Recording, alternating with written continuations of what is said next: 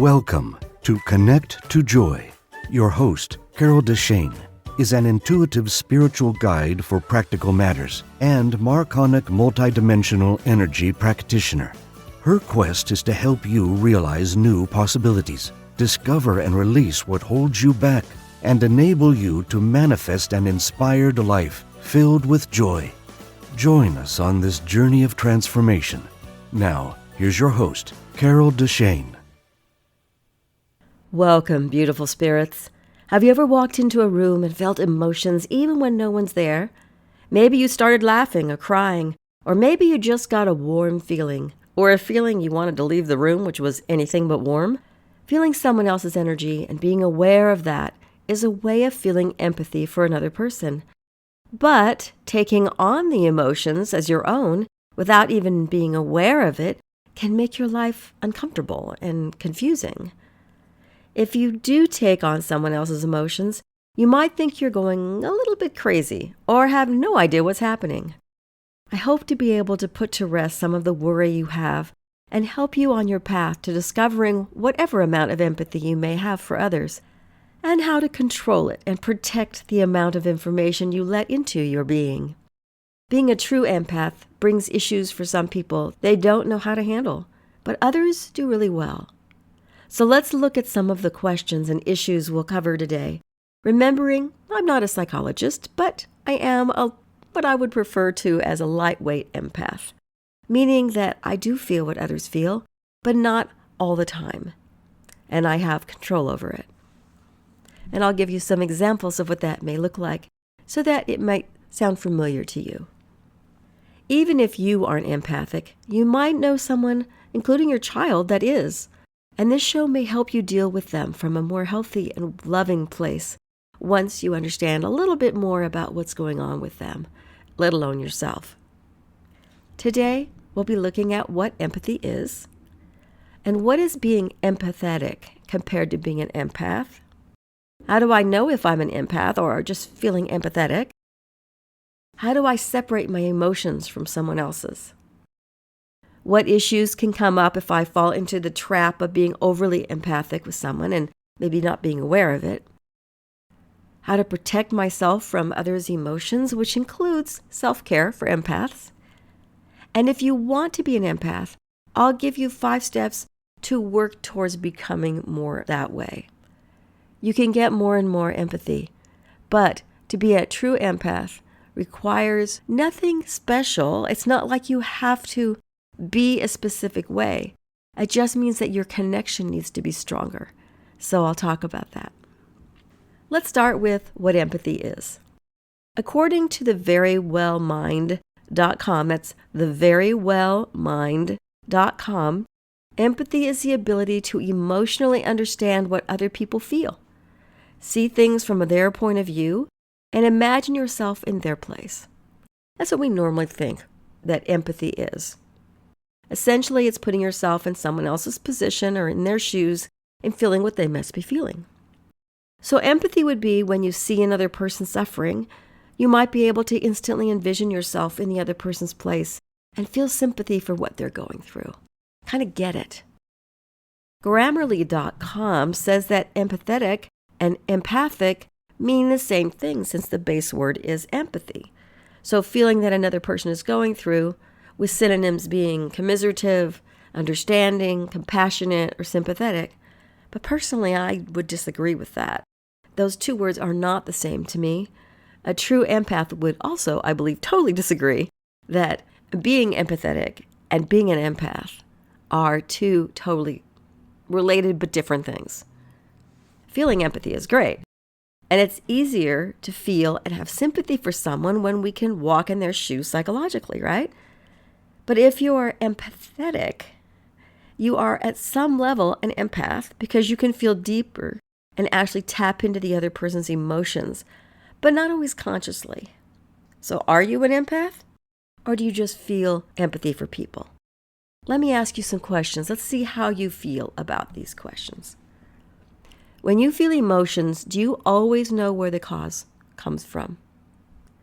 When your emotions flare up, do they come out of the blue or do they feel natural?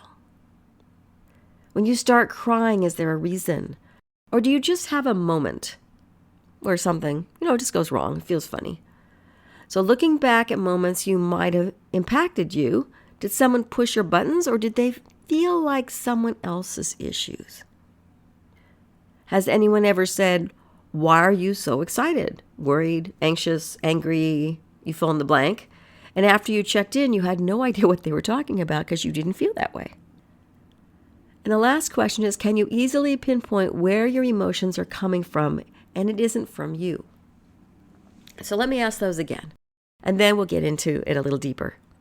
So ask yourself, when you feel emotions, do you always know what causes them? Is it obvious? Is it something somebody says and it pushes a button? Is it obvious where your emotions are coming from? What about when your emotions flare up? Do they come out of the blue or do they just feel natural?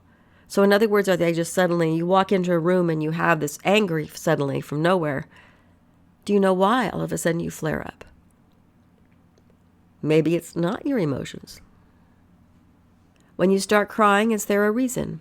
Or is it just you having a moment? Sometimes we cry and we have no clue what's going on. Why is this happening? And other times it's pretty obvious. Maybe you're just having a bad day. Another question again, looking back at the moments that might have impacted you. Did someone push your buttons? Or did it feel almost like disconnect from you? They weren't your buttons that were being pushed, but you felt it. It hooks into something and you reacted. Has anyone ever said, why are you so excited, worried, anxious, angry, some kind of emotion that takes a lot of energy, and you checked in with yourself and you went, that's not how I'm feeling. Why do they think I'm feeling that way? This one is a big one I'll be talking about shortly. It happened to me quite a bit growing up. And the last question I want you to think on is, can you easily pinpoint where your emotions are coming from? And is there a time, or is there multiple times, that it isn't actually coming from you? And looking at these in a little more detail, if you can easily put yourself in someone else's shoes, you obviously have empathy for them. You can understand where they're coming from, even if the exact same situation has never happened to you. You have more than sympathy. You just understand. You understand how they feel, what they're coming from. But when does that feeling spill over into actually feeling their emotions and being an empath at a deeper level? Maybe you don't just understand how they feel, you actually feel that same sort of feeling. Sometimes it's obvious where our emotions come from.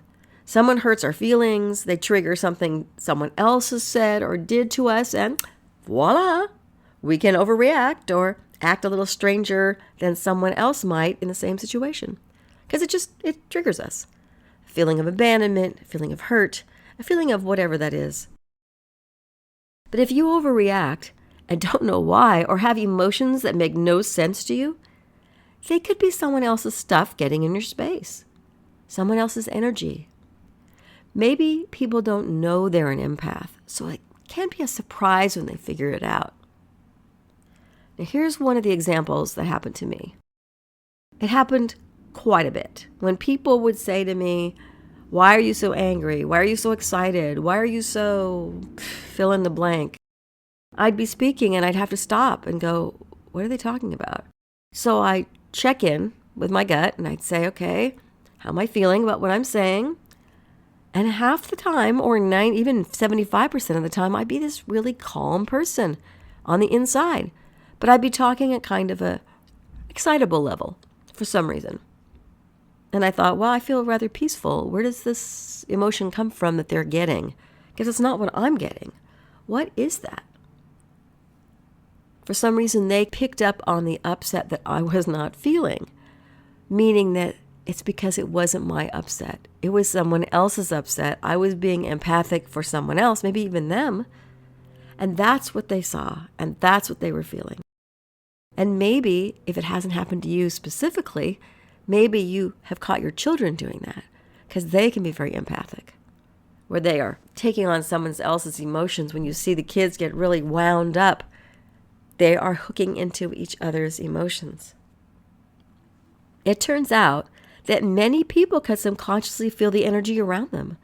But if you would ask them, they probably would say they have no idea what you're talking about, like I did. Or maybe they'll walk into a room and turn around and walk back out again because something felt off. Children are the most interesting because they can literally be fine 1 minute and throwing a tantrum the next. Sometimes you can even get them to admit that they feel great and don't know why they're acting the way they are.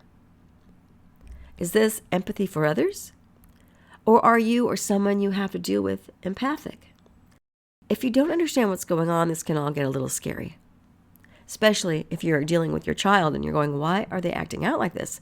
They must be possessed. Not necessarily. The empathy that they're pulling in and they're feeling for other people may feel really strange to you, but it's very clear what it is if you're looking from a third-party perspective. So how do you know if you're an empath? First, let's start with you have empathy if you often think about how other people feel and you care deeply about it. People may often tell you about their problems or ask for advice, often unsolicited, and sometimes random strangers may speak to you about their issues. And in fact, you care about those who are suffering and may in fact have chosen a job where people tell you their issues. And because you're really good at listening to what others have to say, people will definitely give you information that they might not tell somebody else. So that's how you can tell if you are someone who has empathy for others. People know and they feel you, and they will be attracted to you to talk. Now, the difference between an empath and having empathy. As an empath, you're also good at picking up on other people's, what they're feeling, but in fact, sometimes you can actually feel the same feelings that they are, although you may not be going through the same issue. You're good at telling when people aren't being honest because you can almost like read their thoughts. You're so in tune with them, you can tell. You may often feel overwhelmed by tragic events because there's just too much layering of emotion coming at you from too many different directions. And you sometimes will probably feel drained or overwhelmed in social situations. Just too many people, too much energy, and too much emotion coming at you. You may find it difficult to set boundaries in your relationships with other people because it's just too much, and you don't know how to go about doing it. You may have emotions that you can tell don't belong to you. You may even be able to look around and tell exactly who the emotions are coming from. You can even understand exactly what the emotions are about and feel the person's reasoning behind what they're doing. Depends on how deep of an empath you are. So how do you separate your feelings from others? Sometimes it's really easy and sometimes not so much. All you have to do, though, is check in with yourself.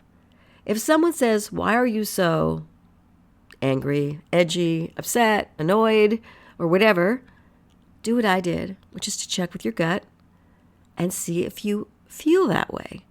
Because if you don't, you're pulling in someone else's energy. You're reflecting someone else's emotions back into the world. And you may not even know where they were picked up. Those emotions might be from someone that used to be in the room you walked into, or they could be someone that you were just with that you're still reflecting that emotion back. But you can stop the cycle by becoming more aware of where those emotions come from. The first time you consciously become aware, you can see or feel energy from someone else. It can really throw you off. You'll go, whoa, what was that? Why did that happen? So the simplest can be from someone who's angry. And you can feel or even see the energy rolling off of them. It might feel like it's knocking you over. The first time I had that happen was I was on a church retreat when I was, I think, in my 20s. There was a lot of praying and hugging and cleansing the negative. And after all of it was over, after a week, I felt like renewed. And I went to the airport after it was all over, and I felt like I was in a much higher vibration, although I wouldn't have put it that way at the time. I was very peaceful, and two people in line at the counter were arguing. They were directly in front of me. It was the kind of negative emotion I hadn't been around for over a week. And all of a sudden, I ducked to the right. My whole body just jerked and ducked to the right, and I went, well, that was weird. Because I can still feel myself doing that. I had seen this big, black mass of energy come hurtling towards me from those two people. That anger that was going back and forth. And I felt like I literally dodged that energy, like when I was a kid playing dodgeball. I was shocked and totally thought I was imagining things. As you can imagine, I was in my early 20s going, what the heck was that? I even nonchalantly looked around to see if anybody else noticed what had happened. And nobody was looking at me. Nobody was looking and staring at the big black ball of energy I saw go by me. And I figured, okay, well, maybe it didn't really happen. But of course, I knew it had because I saw it. But no one else seemed to. That whole incident left a really big impression about energy, as you can imagine. Another one that's really huge you might feel from someone else is grief. You can really feel it when someone feels a huge amount of grief. So this incident happened for me when I went to my now ex-husband's his storage shed. He had put all of his mother's things in there. I'm not sure if he had been back many times since he locked everything in there, but I don't think he had been. But when he opened that sliding garage door where he locked, some of the storage units, they have the lock on the bottom and the whole thing raises up and kind of corrugated, bent type of door. And the sliding door went up and I literally almost doubled over. It was the weirdest thing. I had trouble breathing and I had this immense grief just wash over me. And I wanted to cry really hard. And I had to walk away because I had to get out of that energy field and shake it off. And that was the first time I really knew that it wasn't me, that I was feeling somebody else's energy. It was the most bizarre thing. It made me realize, though, that all those other times people said, hey, why are you acting this way? Or why are you so angry or upset or obnoxious? What is it about you? I realized that all those times the energy was not me either, because I recognized this was so overwhelming and so flat in my face. I knew what was going on finally. All I was doing was reflecting back other people's energies. And I was way more empathic than I ever knew. And you might be the same way. Or maybe your children are the same way. The more practice you have at checking in with yourself, is this my emotion? The easier it will be to know when it's yours and when it isn't. And what kind of problems might you face if you become too empathic and don't protect yourself? Well, I looked into Judith Orloff, MD. She is the author of a number of books. One of hers is the Empath Survival Guide, Life Strategies for Sensitive People. She says that while empaths enjoy helping others, sometimes people-pleasing behaviors develop and we become codependent. So you have to be really careful. One common relationship that she sees that forms is between an empath and a narcissist. And a narcissist, I never thought of them this way, but they struggle with empathy deficit disorder. So if they don't have enough empathy, they are gravitating and attracted to those who do have it and who nurture and provide that attention that they need. At the same time, an empath falls for the charm of the narcissist, who eventually becomes cold and withholding, because the empath's caring nature just truly wants to heal that cold, uncaring personality, or basically any and every personality that feels off or unhealthy. And I've personally known a number of empaths who have ended up with narcissists. It is not a pretty picture for either one. It's what the empath needs to a certain extent, but then everything gets all bent out of shape and everything goes wrong. And the narcissist has the better of the worlds because they're getting and they're draining that empathy from the other person. There are various types of toxic relationships we could get into, but how do we do self-care to stop from staying stuck? How do we do self-care and protection as an empath or as someone who has a lot of empathy so that those toxic relationships don't manifest? Well, there are some things that you need to do for self-care. The first one, as is the same with pretty much anybody, is to put up some boundaries. I mention boundaries all the time, so make sure whatever you need to feel healthy is part of your boundary. Don't let people walk on you or take advantage of you. Don't be afraid to set up those boundaries of what you need and to stick to it. Have repercussions if they cross the boundaries. If you don't and you aren't willing to step over that line and say, that's it, I'm done. This, I said no more. You did. You have to have the consequences, or they'll just keep doing what they're doing, like a child. No spanking or whatever you want to do for consequences, they may continue to do it. Part of boundaries is taking a step back.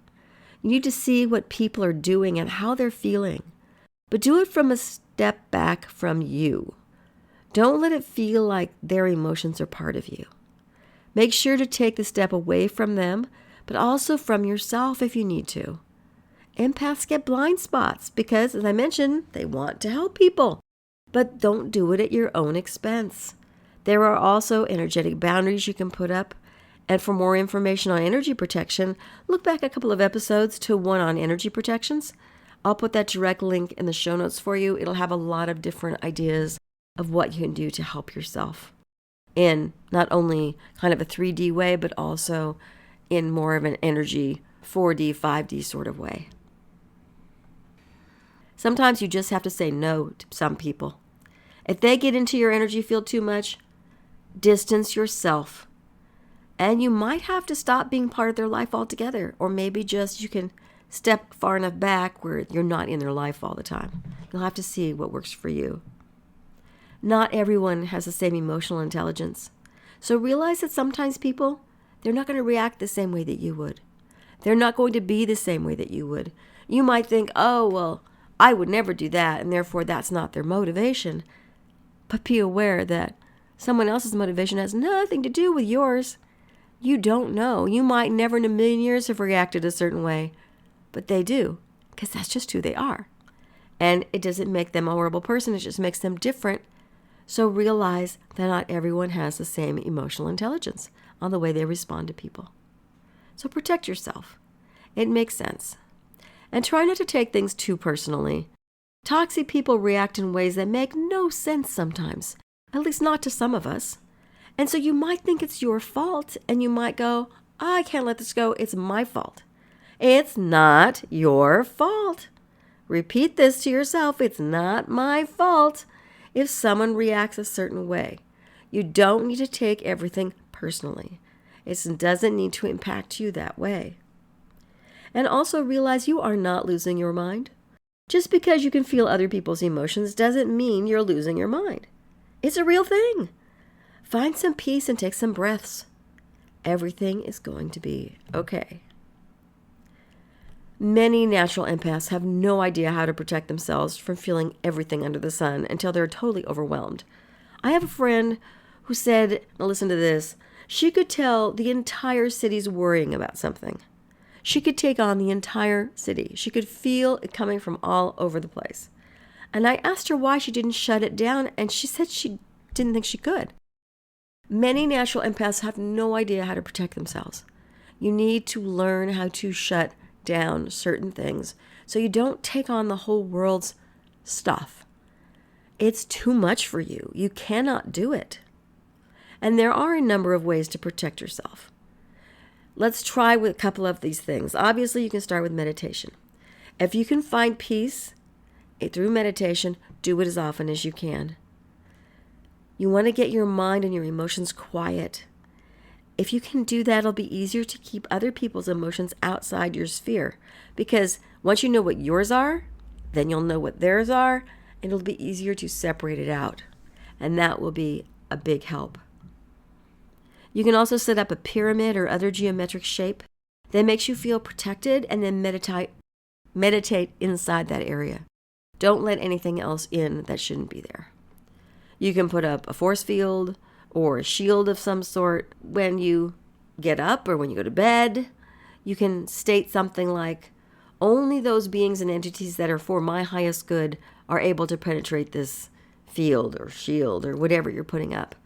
Make sure that you're clear and you are adamant and forceful enough to say, hey, this is my truth. Only those beings that are for my highest good are allowed inside of this force field, or however you want to put it. But be aware and reinforce the force field or the shield whenever something feels off. If you feel like you're walking in an area where there's particularly uncomfortable beings that are there, if there's homeless or there's people in a bad neighborhood, you go, this feels awkward. Or maybe it's just great Aunt Gertrude who makes you feel horrible. If you know something's off, add layers of protection to yourself. Do that extra self-care. When you're ready to open up and you feel the emotions from others, don't let yourself be bombarded. Only allow those emotions in at whatever speed you want. If you need someone to act as your helper in this, when you try it the first few times, it might be helpful.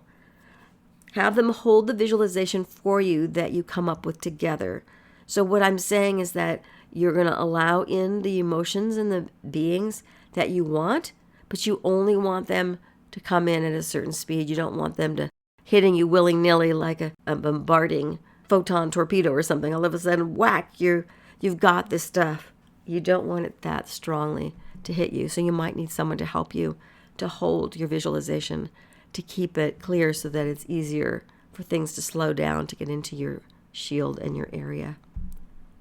You may need to reinforce your peace.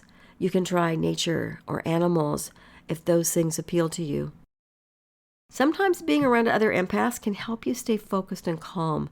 So find some friends that are maybe a step up from where you are to help you stay in your peace. They may have a better space for you to kind of hook into to help you.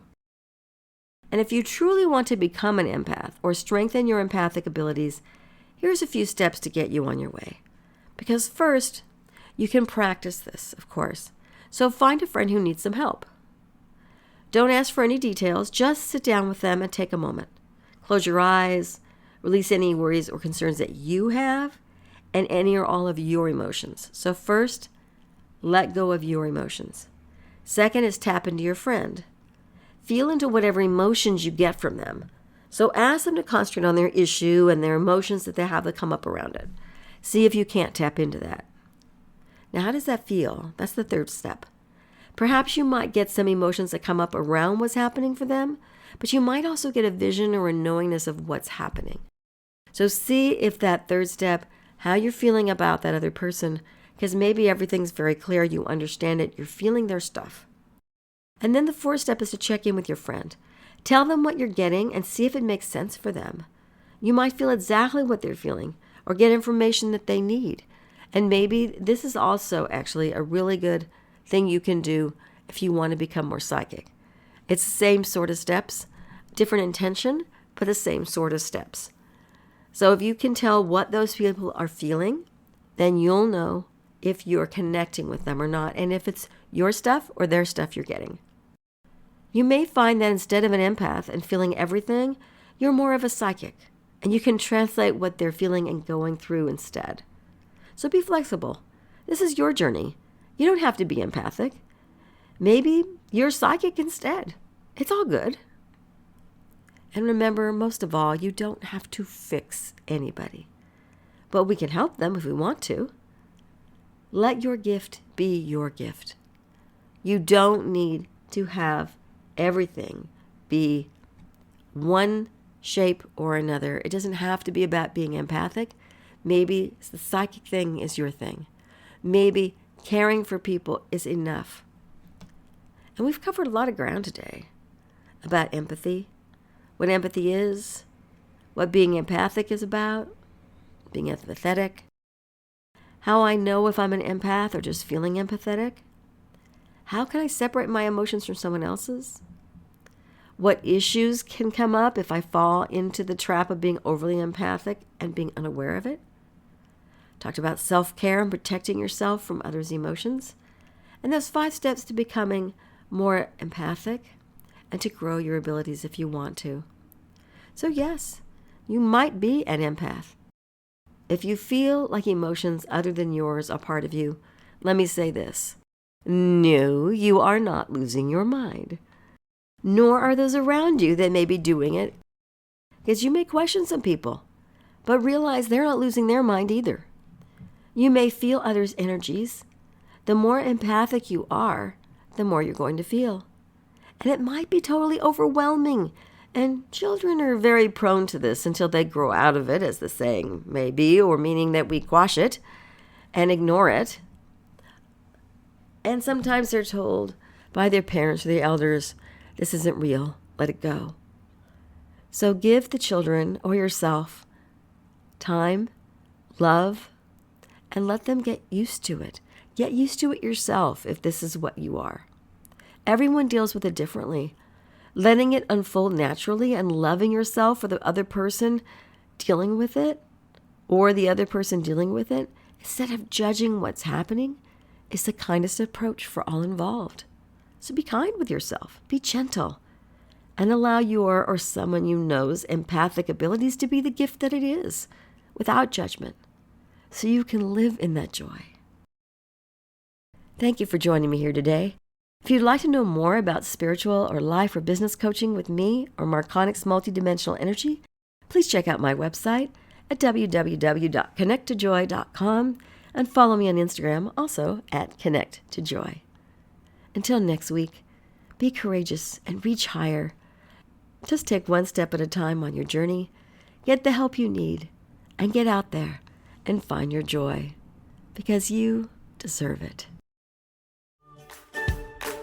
Thank you for listening to Connect to Joy. If you love the show, make sure you rate, review, and share this podcast, and subscribe so you never miss an episode. Contact the host, Carol DeChaine, with questions and comments, ideas for future episodes, or if you would like to become a guest. And remember, transformation is a journey and not an end destination. So be kind to yourself, because you are already enough to have the joyful, limitless life that you desire.